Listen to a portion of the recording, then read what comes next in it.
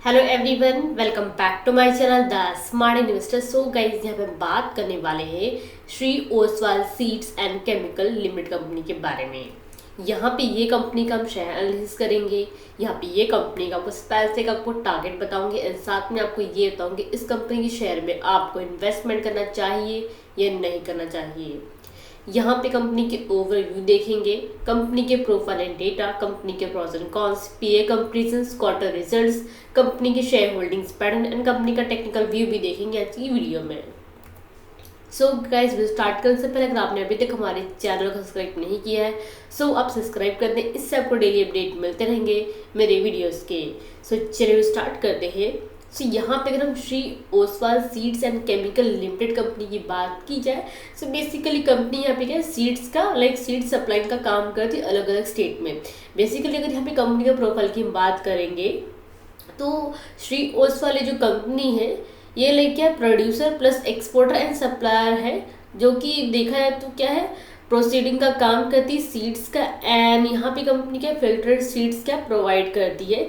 साथ में कंपनी के अगर आप देखें कौन से सीड्स क्या है ये सेल करती है, mustard, soybean seed and I think black gram है, मेज है, वीट है and mug under the brand name of Oswal seed. ऐसे बहुत से अलग अलग सीड्स है जो बेसिकली कंपनी क्या है इस सीड सप्लाई का काम करती है under the brand name of Oswal seed, Oswal gold and OSM 77, OSYM 55 and 3 stars के ऐसे ब्रांड नेम है कंपनी के, जो कि इस तरीके से क्या अपने जो सीड से सप्लाइंग करती है। यहाँ पे one of the most of the products का जब मैंने इसका लोगो देखा तभी मैंने देखा कि ओसवाल गोल्ड जो है वन ऑफ द काफ़ी अच्छा इसका एक ब्रांड माना जाता है, जो कि हर देख के तो टीवीज पे एड्स पे भी इसके मैंने देखा हुआ है।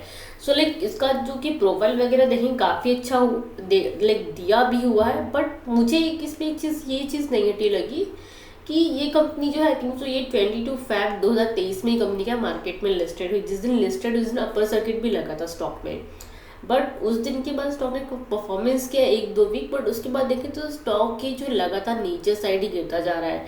सो जिस दिन लिस्टिंग इसका हुआ था फिर बीच में किसी ने इसका शेयर बाइंग करके रखा है, सो डेफिनेटली उनको लॉसेस बहुत ज़्यादा उनको दिख रहेंगे। अराउंड जिसी ने 1 या 1.5 लाख रुपये भी डाल दिया है, 50 से 60 हज़ार रुपये भी डाला रहेगा जिसने इस शेयर में। सो डेफिनेटली काफ़ी ज़्यादा हमको हद तक लॉस इसमें दिख रहेगा। सो इसमें रिकवरी होने के चांसेस है या नहीं है ये भी मैं आपको बताऊंगी।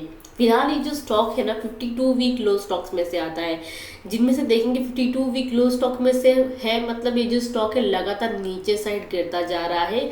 सो ये स्टॉक में इन्वेस्टमेंट करके रखना मतलब काफ़ी ज़्यादा हाईली रिस्की स्टॉक से। लास्ट 3 मंथ्स का रिटर्न्स भी देखें ना, कुछ रिटर्न्स नहीं है इसका, देखें तो माइनस में चल रहा है ये। सो हो सके तो ऐसे स्टॉक्स में आप इन्वेस्टमेंट ना करें, बट फिर भी यहाँ पे कुछ लोग इस होप लेके बैठे रहेंगे कि ये शेयर अपसाइड जा सकता है या नहीं, वो भी मैं आपको बता दूंगी वीडियोस के बीच में ही। फिलहाल यहाँ पे कंपनी के प्रोफाइल के थोड़ा और बहुत देख लें, देन इसका डेटा हम देखते हैं। ओके, सो यहाँ पे अगर आप देखेंगे कंपनी जो है अपने जो सीड से सप्लाई कौन से स्टेट में करती है, मध्य प्रदेश में, राजस्थान में, Jharkhand, Chhattisgarh, Uttar Pradesh, Bihar, Maharashtra, Punjab and Gujarat and Delhi side में कंपनी के अपनी सीड जो है सेल आउट करती है, मीन्स डिस्ट्रीब्यूशन करती है। सो बेसिकली ये था कंपनी का प्रोफाइल। देन नेक्स्ट यहाँ पे आते हैं आप कंपनी के डेटा के ऊपर। यहाँ पे बेसिकली अगर आप डेटा की बात करेंगे 383 करोड़ का कंपनी का मार्केट कैप है, जो कि बहुत ही कम यहाँ पे इसका दिया भी हुआ है। स्टॉक भी देखेंगे 105 है एंड इंडस्ट्री भी देखेंगे 39.2। इट मीन्स क्या कंपनी का जो स्टॉक का जो वैल्यूड है अभी ओवर वैलिड जोन में ट्रेड हो रहा है, जो कि प्राइस आप देख सकते हैं 50.3 रुपीज़ का दिया हुआ है। यहाँ से इसके रिटर्न्स अगर आप देखेंगे थोड़े बहुत ही रिटर्न्स इसके दिए हुए हैं, 14% रिटर्न ऑन एम्प्लॉयड का है एंड रिटर्न इक्विटी का 13.8% का ही दिया हुआ है। And EPS earning per share देखेंगे तो वो कितना 0.48 रुपीज़ का दिया हुआ है। एंड प्लेज परसेंटेज की बात करेंगे तो इसका प्लेज पे नहीं दिया हुआ है। प्रमोटिंग होल्डिंग एवरेज में 70% यहाँ पे दिया हुआ है। देन बुक वैल्यू देखिए 6.70 रुपीज़ का ही दिया हुआ है। टोटल से देखिए तो 123 करोड़ का ही दिया हुआ है। यहाँ पे कंपनी का डेप्ट अगर देखेंगे, डेप्ट कितना 52.8 करोड़ का दिया हुआ है। यहाँ पे कंपनी का डेप्ट यहाँ पे देखें कंपेयर करेगा कंपनी का profile and datas market cap देखे, सो मार्केट कैप देखा जाए तो उसके बाद टर्मिनल डेप्ट काफ़ी ज़्यादा यहाँ पे क्या दिया हुआ है। लास्ट क्लास कंपनी का 85.1 रुपीज़ तक इसका हाई गया था एंड लो देखिए 45.1 तक इसका क्या लो गया हुआ है। कंपनी लाइक उतना प्रॉफिट कर ही नहीं रही, ऑलरेडी माइनस में चल रही है, यहाँ पे कंपनी का डिविडेंड भी प्रोवाइड नहीं कर रही है।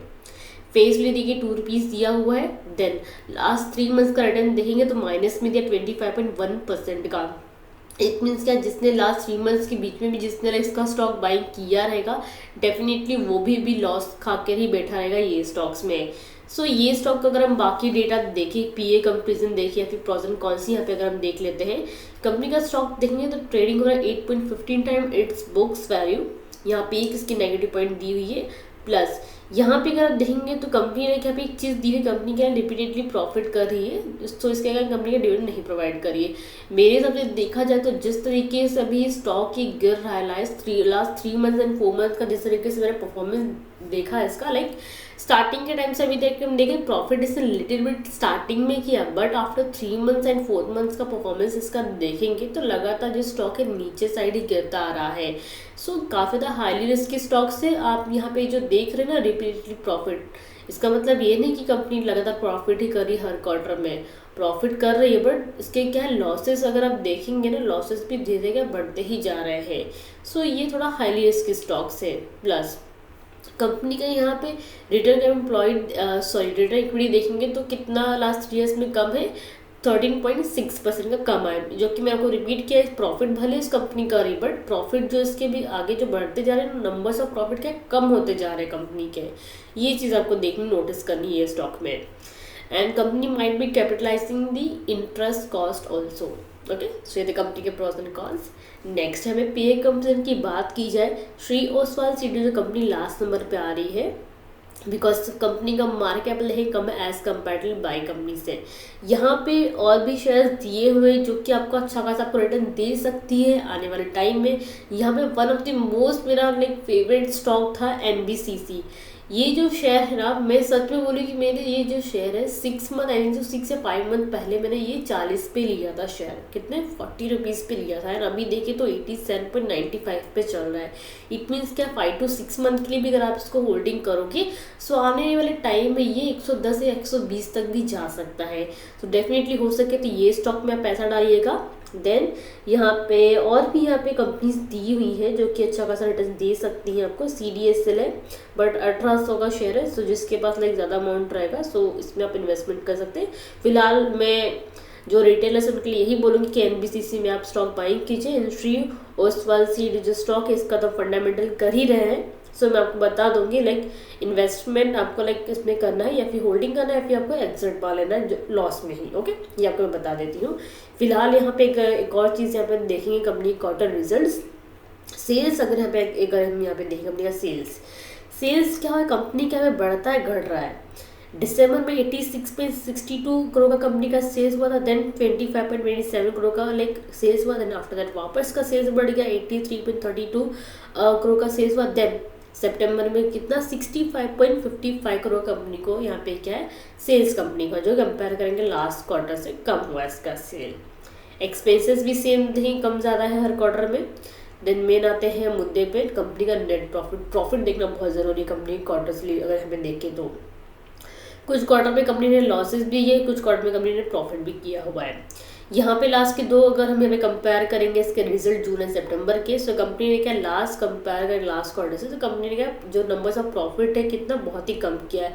लास्ट क्वार्टर में कंपनी ने 2.03 करोड़ का कंपनी ने क्या है प्रॉफिट किया था। आफ्टर दैट कंपनी ने कितना 0.64 मीन 64 लाख का ही कंपनी ने प्रॉफिट किया है। सो जो नंबर्स ऑफ जो रिटर्न्स होते जो प्रॉफिट होता है ना वो कंपनी का क्या डिक्रीज होता जा रहा है। सो यहाँ पे क्या स्टॉक लगातार चार्ट भी देखेंगे तो लगातार गिरता जा रहा है, प्लस इसके नंबर से जो प्रॉफिट है वो भी डिक्रीज में गिरते ही जा रहे हैं। सो यहाँ पे क्या है काफ़ी ज़्यादा ये क्या रिस्की स्टॉक हो जाएगा आपके पोर्टफोलियो में होल्डिंग करने के लिए। जो जिन्होंने होल्डिंग करके ऑलरेडी रखा हुआ है तो मैं आपको यही कहूँगी कि जैसे आपका लॉस थोड़ा बहुत रिकवर होता है सपोर्ट अगर ये स्टॉक लेता है तो प्लीज़ आप ये स्टॉक में से एग्जिट मार के किसी और स्टॉक में इन्वेस्टमेंट कीजिएगा। बहुत से ऐसे स्टॉक्स है जो कि पावर सेक्टर्स के स्टॉक पे आप इन्वेस्टमेंट कीजिए। इंफ्रास्ट्रक्चर जो लाइक कंपनीज जो बनाती है, लाइक जैसे कि रेलवे स्टॉक्स में इन्वेस्टमेंट कीजिए। ऐसे बहुत से स्टॉक्स है मार्केट में अवेलेबल है जिसमें आप इन्वेस्टमेंट करके 5 to 6 लगभग देखिए 2 से 3 वीक के अंदर आप उतना रिटर्न अर्न कर सकते हो। सो ऐसे स्टॉक्स में आप इन्वेस्टमेंट कीजिए, ओके। ना कि ऐसे स्टॉक में जहाँ से आपका अमाउंट जिसमें आप डाले लॉस भी रहे, आपको लॉस करके आगे जाके निकलना भी पड़े, एंड 3 से 4 साल होल्डिंग करके भी आप ऑलरेडी लॉस में ही चल रहे हैं, तो वैसी कंपनीज में आप इन्वेस्टमेंट मत ही करें, ये मैं आपको सजेशन दूंगी।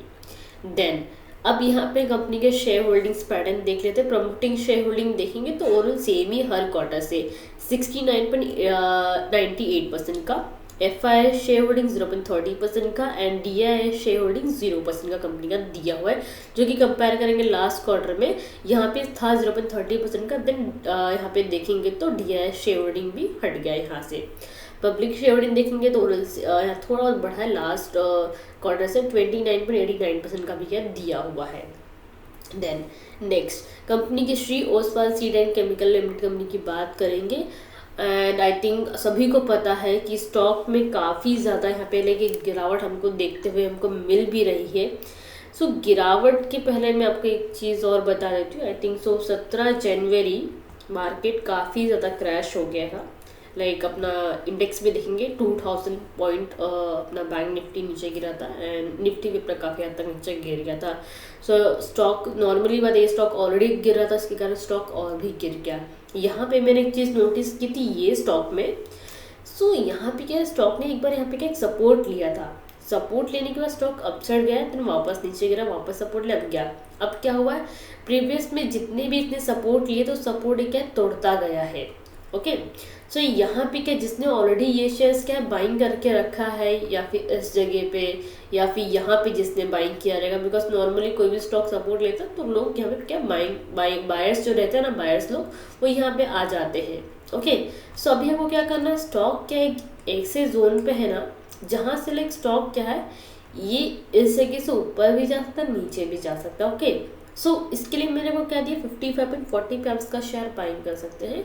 बाइंग का मीन्स क्या है, जिसने ऑलरेडी लाइक इसमें होल्डिंग करके रखा है वहाँ तक जाएगा, आप एग्जिट मार सकते हैं वहाँ से, बिकॉज वहाँ तक लाइक सपोर्ट लेके अपसाइड जाएगा, बट वहाँ से वापस नीचे गिरेगा। जो प्रीवियस का जो उसका हाई था ना, जहाँ से सॉरी हाई नहीं, जहाँ से इसने इसका सपोर्ट जो लिया था ना, वो सपोर्ट तोड़ के वापस और नीचे गिरेगा। सो इट्स बेटर कि आप हो सके जैसे थोड़ा वो ये रिकवरी करता है आप इसमें एक्सेट मान लीजिएगा। तो इसके लिए इस बार का मैंने सपोर्ट लेवल दिया 48.95, अगर ये सपोर्ट लेवल थोड़ा अगर तो 44 तक गिरेगा। सो ये आपको ध्यान में रखना है। प्लस अगर ये 55.40 का लेवल तोड़ता है देन 63.65 तक अराउंड जा सकता है, मेरे हिसाब से अराउंड ये 60 या 63 तक ही जाएगा। सो ये लेवल्स आपको ध्यान में रख के आपको क्या एंट्री करनी है, प्लस जिसने होल्डिंग करके रखा है, सो ये लेवल्स ये मार्क करके रख लीजिए, वहाँ तक जैसे गया आप एग्जिट मार सकते हैं, ओके। सो आई थिंक आपको जो डाउट है क्लियर हो गया है। सो गाइस वीडियो को लाइक शेयर जरूर कीजिएगा, साथ में चैनल सब्सक्राइब करना मत भूलिएगा। Thank you.